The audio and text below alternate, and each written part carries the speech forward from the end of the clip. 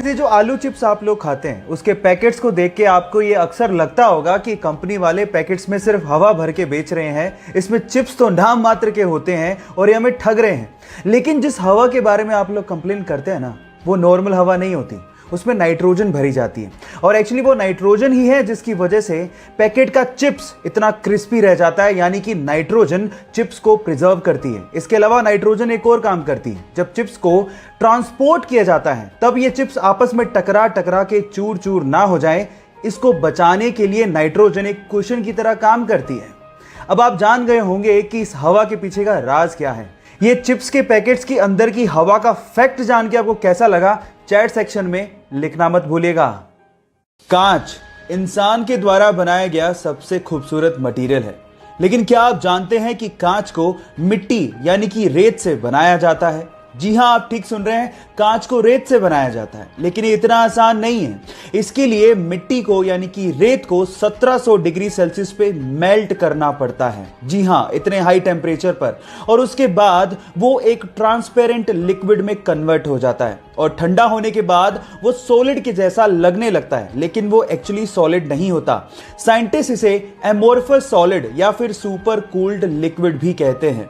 सबसे खास बात यह है कि कांच को मोल्ड करना बहुत ही आसान है और कांच रिसाइक्लेबल भी होता है। कांच के बारे में इतनी इंटरेस्टिंग फैक्ट जान के आपको कैसा लगा, चैट सेक्शन में लिखना मत भूलिएगा।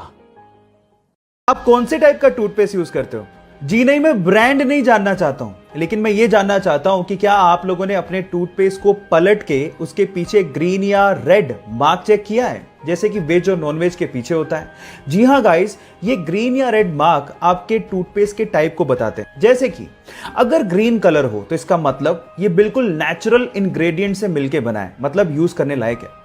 अगर इसके पीछे ब्लू कलर हो तो इसका मतलब ये है कि वो नेचुरल तो है ही, लेकिन उसके साथ साथ उसमें मेडिसिनल प्रॉपर्टीज को ऐड किया गया है, वो और भी अच्छा है। लेकिन अगर रेड कलर मिले तो वो खतरनाक है, क्योंकि उसमें नेचुरल के साथ साथ केमिकल्स भी ऐड किए हुए हैं। लेकिन सबसे खतरनाक होता है ब्लैक कलर, जिसका मतलब यह है कि वो टोटली केमिकल से बनाया गया है। और अगर आपको ब्लैक कलर दिखे तो उसे तुरंत फेंक देना। अब आप लोग मुझे बताइए कि आपके टूथपेस्ट के पीछे कौन से कलर का बॉक्स है? चैट सेक्शन में लिखना मत भूलिएगा। गाइस, एक बहुत ही मजेदार फैक्ट बताता हूं। स्वीडन का एक शहर है जिसका नाम है एस्किलस्तुना, और वहां की गवर्नमेंट ने वहां के भिखारियों पर लाइसेंस फीस लगा दी है। इसका मतलब यह है कि अगर वहां के भिखारियों को भीख मांगनी है तो उन्हें 21 पाउंड यानी लगभग 1800 रुपए देके एक लाइसेंस खरीदना होगा, जिसकी वैलिडिटी मात्र 3 महीने है, और उसके बाद ही वो वहां पे भीख मांग पाएंगे। और अगर बिना लाइसेंस के वो भीख मांगते पकड़े गए तो उन्हें 342 पाउंड यानी कि लगभग 30,000 रुपए का जुर्माना भरना पड़ेगा। आपको क्या लगता है कि वहां की गवर्नमेंट ने ये स्टेप क्यों उठाया होगा? चैट सेक्शन में लिखना मत भूलिएगा। गाइस, क्या हो अगर आप किसी इंसान की किडनी अपने अंदर ट्रांसप्लांट करवाएं और उस इंसान की यादें आपके अंदर आ जाएं? क्या ऐसा मुमकिन है? जी हां, ऐसा मुमकिन है।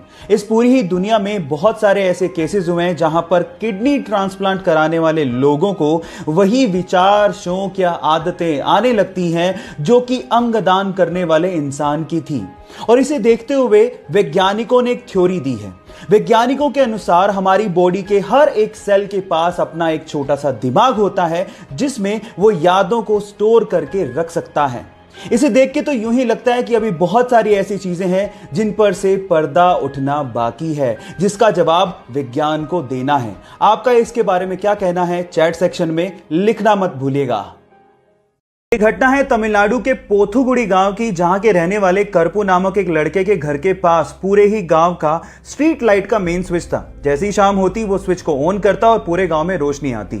लेकिन एक दिन जब वो स्विच को ऑन करने गया तो वहां पर एक दुर्लभ पक्षी को उसने बैठा पाया 3 अंडों के साथ। उसने उसका फोटो लिया और गांव के व्हाट्सएप ग्रुप में शेयर करते हुए लिखा कि जब तक इन अंडों से बच्चे बाहर नहीं निकलते इस मेन स्विच को कोई भी हाथ ना लगाए।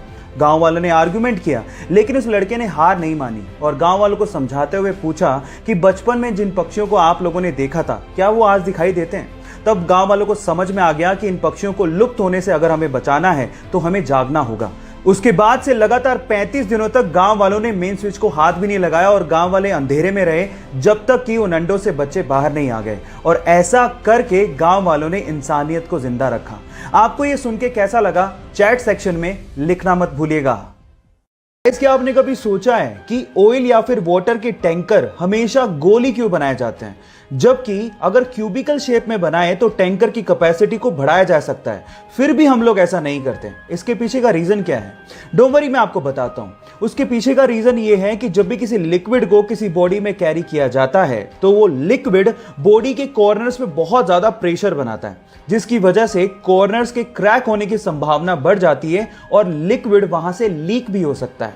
इसके विपरीत अगर बॉडी गोल हुई तो वहां पर कोई कॉर्नर होते ही नहीं है, तो क्रैक कहां से होगा?